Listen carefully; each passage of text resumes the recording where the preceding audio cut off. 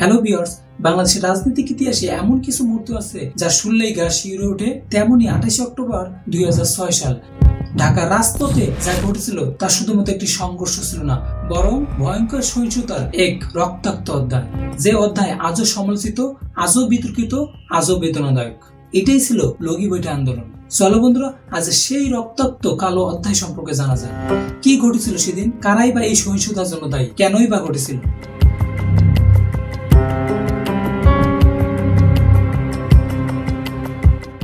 2006 সালের শেষ ভাগে বাংলাদেশ উত্তাল হয়ে ওঠে তত্ত্বাবধায়ক সরকারকে কেন্দ্র করে।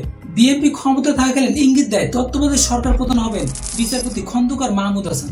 কিন্তু আওয়ামী লীগের দাবি নির্বাচন সুষ্ঠু হবে না, কারণ বিচারপতি KM হাসান বিএনপির ঘনিষ্ঠ লোক, আর তাকেই তারা তত্ত্বাবধায়ক সরকার প্রধান হিসেবে বসাতে চায়। বলে বিএনপি সংবিধান সংশোধন করে বিচারপতিদের অবসরের বয়সসীমা 2 বছর বাড়িয়েছে শুধু এই পদে KM হাসানকে বসানোর জন্য। তারা আরো বলে KM হাসান বিএনপির কর্মী ছিলেন। তারা দাবি তোলে নির্বাচন কমিশন পুনর্গঠন, ভোটার তালিকা সংশোধন ও প্রশাসনের নিরপেক্ষতা নিশ্চিতকরণ। এসব দাবির প্রেক্ষিতে তারা আন্দোলনকে আরো জোরদার করে। এই অভিযোগগুলোর মধ্যে শেখ হাসিনা 18 অক্টোবর পল্টন এক সমাবেশে তার নেতাকর্মীদের ডাক দেন, ঢাকায় আসো, লগি বৈঠা নিয়ে আসো। তবে বিষয়টি হঠাৎ করে ঘটেনি। লগি বৈঠা নিয়ে রাজপথে এসে প্রতিপক্ষকে দমনের ঘোষণা ছিল আওয়ামী লীগের শীর্ষ নেতৃত্বের। আগামী দিনের কর্মসূচি লগি বৈঠা নিয়ে। কিন্তু এই লগি বৈঠা কেন? এটা কি শুধু প্রতীকী ছিল, নাকি এর পেছনে বড় কোনো পরিকল্পনা ছিল? এদিকে আওয়ামী লীগ 27 অক্টোবর থেকে পূর্ব ঘোষিত লগি বৈঠা আন্দোলনের প্রস্তুতি শুরু করে এবং ওই দিনেই দেশ জুড়ে আওয়ামী লীগ বিএনপি জোট সরকারের মধ্যে সংঘর্ষ চলে। দলে দলে নেতাকর্মীরা আওয়ামী লীগের সমাবেশের স্থল পল্টন ময়দানে আসতে থাকে। কারো হাত যেন খালি ছিল না, প্রায় সবার হাতে বাঁশ, নৌকা চালানোর লগি ও লাঠি ছিল। এজন্য এক সম্মুখ যুদ্ধের প্রস্তুতি। একদিকে আন্দোলন চলছে, আর অন্যদিকে বিএনপি মহাসচিব আব্দুল মান্নান ভূঁইয়া এবং আওয়ামী লীগ সাধারণ সম্পাদক আব্দুল জলিল তখন সংলাপে বসেছেন সংকট সমাধানের উপায় খুঁজতে, কিন্তু দুই দলই ঐক্যমতে পৌঁছতে ব্যর্থ হয়। এদিকে ক্ষমতার মেয়াদ শেষের দিক থাকায় বিএনপিকে তত্ত্বাবধায়ক সরকারের কাছে ক্ষমতা হস্তান্তর করতেই হবে, নয়তো সংবিধান লঙ্ঘন করার মতো বড় অপরাধের দায় তাকে নিতে হবে। 27 অক্টোবর রাত 12টার পর অষ্টম জাতীয় সংসদের বিলুপ্তি ঘটে এবং 28 অক্টোবর সদ্য অবসরপ্রাপ্ত বিচারপতি KM হাসানের বঙ্গভবনে তত্ত্বাবধায়ক সরকারের প্রধান উপদেষ্টার শপথ নেওয়ার কথা ছিল।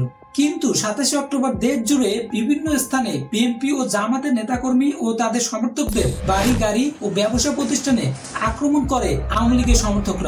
ওই দিনের সংঘর্ষে ব্রাহ্মণবাড়িয়ার বিএনপি নেতা এবং গাজীপুরে জামাত নেতা সহ 4 জন নিহত হওয়ার সংবাদ আসে, যা KM হাসানকে উদ্বিগ্ন করে তোলে। এর ফলশ্রুতিতে 27 অক্টোবর রাতে KM হাসান তত্ত্বাবধায়ক সরকার প্রধান হতে অপারগতা প্রকাশ করে এবং বলে, যেহেতু দুই দল কোনো ঐক্যমতে পৌঁছাতে পারে নাই, আমি এই দায়িত্ব নিতে পারবো না। ফলে তত্ত্বাবধায়ক সরকার নিয়ে সংকট আরো জটিল আকার ধারণ করে। পরিস্থিতি ক্রমান্বয়ে 111 এর দিকে আগাতে থাকে। বন্ধুরা, আপনারা যদি 111 সম্পর্কে কৌতূহলী হয়ে থাকেন তাহলে আমার এই ভিডিও দেখতে পারেন, যেখানে 111 এর সূচনা থেকে 111 পর্যন্ত আলোচনা করা হয়েছে।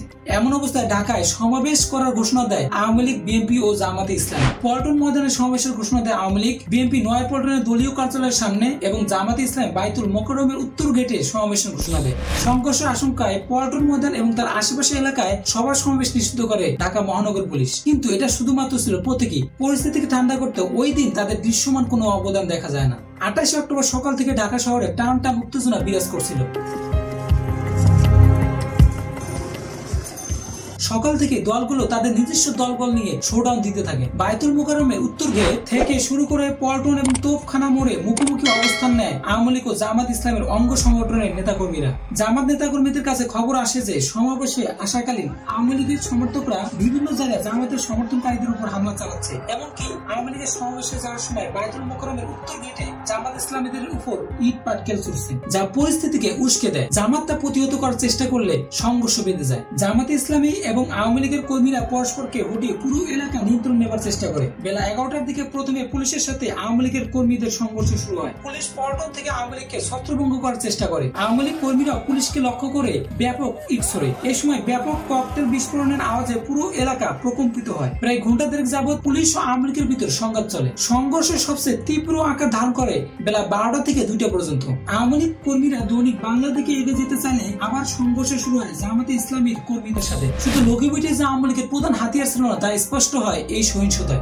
আওয়ামী লীগ নেতাদের হাতে ছিল মরণাস্ত্র, রিভলভার, দেশীয় অস্ত্র সহ ককটেল, যা পরিকল্পিত হামলার ইঙ্গিত দেয়। তারা মুখে রুমাল বেঁধে মরণাস্ত্র রিভলভার ব্যবহার করে। একই অভিযোগ ছিল শিবিরের প্রতিও, যা পরবর্তীতে বিভিন্ন নিউজ মিডিয়ায় প্রকাশিত হয়। জামাত আওয়ামী লীগের সংঘর্ষ যখন চরম পর্যায়ে, হঠাৎ ইটের আঘাতে এক ব্যক্তি রাস্তায় লুটিয়ে পড়ে। আওয়ামী লীগ কর্মীরা তাকে টেনে হিঁচড়ে নিয়ে লাঠি দিয়ে বেধড়ক পেটাতে থাকে। হাজারো আকুতি মিনতি করলেও তাকে আর বাঁচতে দেয়নি আওয়ামী লীগ বাহিনী। মৃত্যু নিশ্চিত করে লাশকে ঘিরে স্লোগান ও লাশের উপর মৃত্যু দিতে থাকে। এ যেন মনুষ্যত্বহীন জানোয়ার রূপে মানুষ খেকোদের কল্পকাহিনী।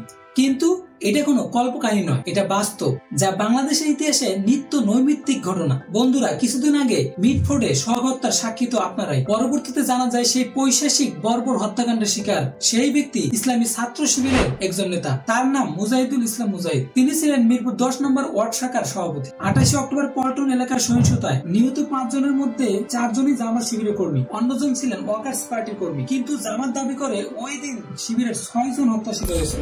সেই দিন ব্যাপক সংঘর্ষ হলেও আওয়ামী লীগ পল্টন ময়দানে সমাবেশ করতে পারেনি। তবে জামাত ইসলামী বিকেলে বাইতুল মোকাররমের উত্তর গেটে তাদের নির্ধারিত সমাবেশ করেছিল। সেই সমাবেশে উপস্থিত ছিলেন জামাত ইসলামীর তৎকালীন আমির মতিউর রহমান নিজামী। সমাবেশ চলাকালীন আওয়ামী লীগের নেতা কর্মীরা পুনরায় সমাবেশের দিকে আগাতে চাইলে জামাতের কর্মীরা তা প্রতিরোধ করে। জামাতে ইসলামীর আমির মতিউর রহমান নিজামী যখন বক্তব্য দেওয়া শুরু করেন, তার আশেপাশে বিভিন্ন জায়গায় বিস্ফোরণের শব্দ পাওয়া যাচ্ছিল, তবুও তিনি তার বক্তব্য চালিয়ে যান। আজকে এই সমাবেশ সফল করার জন্য আওয়ামী সন্ত্রাসীদের হাতে এভাবেই বিকেল গড়িয়ে সন্ধ্যা, সন্ধ্যার পরে রাত, তবুও বিভিন্ন বিস্ফোরণ ও সাইরেনের মাধ্যমে ঢাকার বুক থেকে থেকে কেঁপে উঠতে থাকে। রাত পুড়ে যখন 29 অক্টোবর, তবুও দেশের বিভিন্ন জায়গায় সহিংসতা চলতে থাকে। সেদিন অন্তত 7 জন মারা যায়। বিভিন্ন সংবাদ মাধ্যমের খবরে বলা হয় 3 দিনের রাজনৈতিক সহিংসতায় দেশে অন্তত 23 জন নিহত হয়েছিল। আর শুধুমাত্র 28 অক্টোবরের সহিংসতায় 29 অক্টোবর দৈনিক ইত্তেফাকের খবর অনুযায়ী সেই দিন অন্তত 11 জন নিহত হয়েছিল। কোনো কোনো খবর ও নিউজ পেপারে 13 জনের কথা উল্লেখ করা হয়। পরবর্তীতে আওয়ামী লীগ দাবি করে তাদের আন্দোলন অনেকটাই সার্থক, কারণ KM হাসান সিদ্ধান্ত পরিবর্তন করতে বাধ্য হয়। বন্ধুরা, তোমাদের মনে প্রশ্ন জাগতেই পারে, বিএনপি ও রাজনৈতিক দলের মতো বড় দুটি রাজনৈতিক দল কেন আওয়ামী লীগের কাছে বিপর্যস্ত? কারণ তাদের ভিতরে কোনো সমন্বয় ছিল না। বিএনপি এবং জামাত ইসলামী দুটা মিলিয়ে তো একটা বিরাট শক্তি। এটি দিলে আওয়ামী লীগ কেন, বাকি সব দলকে পর্যদস্ত করা যায়। তো সেই ধরনের পরিকল্পনাও ছিল না, কোঅর্ডিনেশনও ছিল না, যে জন্য এই পরিস্থিতি হয়েছে। জামাত দাবি করে দেশের বিরুদ্ধে গভীর চক্রান্ত ও ষড়যন্ত্রের অংশ হিসেবে অত্যন্ত ঠান্ডা মাথা এই জমিন থেকে ইসলামী আন্দোলন নিচ্ছন্ন করা এবং নেতৃত্ব শূন্য করাই ছিল এই সহিংসতার মূল উদ্দেশ্য। বন্ধুরা, আপনি কি তাই মনে করেন? অবশ্যই আপনার মূল্যবান মন্তব্য কমেন্ট বক্সে জানাবেন।